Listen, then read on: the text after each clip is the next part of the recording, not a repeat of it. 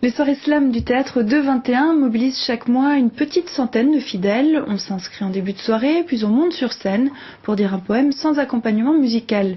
Jeunes, vieux, poètes habiles ou rappeurs a cappella, ils se rendent tous au 221 pour mettre en mots leurs expériences de vie.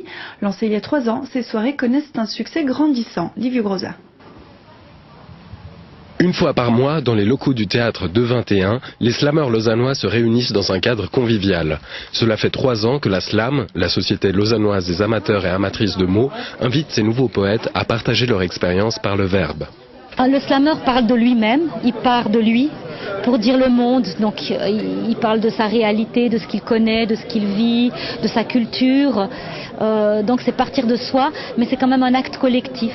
Vu qu'on le donne à tout le monde et on peut s'en emparer, on peut aussi dire des textes d'autres slameurs, c'est une parole qui circule.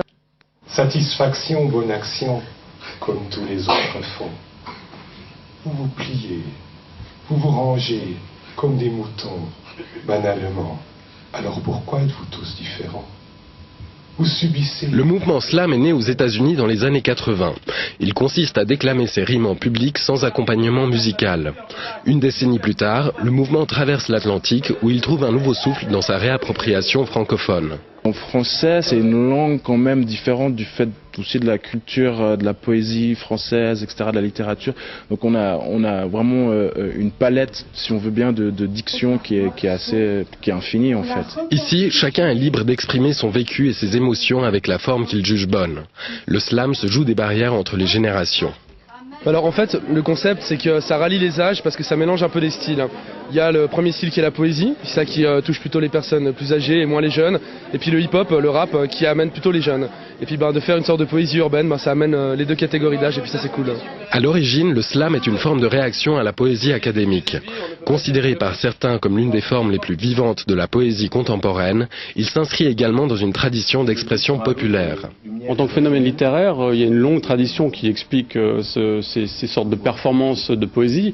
On pourrait remonter jusqu'au 19e siècle avec une certaine littérature, poésie ouvrière qui revendiquait de façon poétique un changement de ses conditions sociales, etc.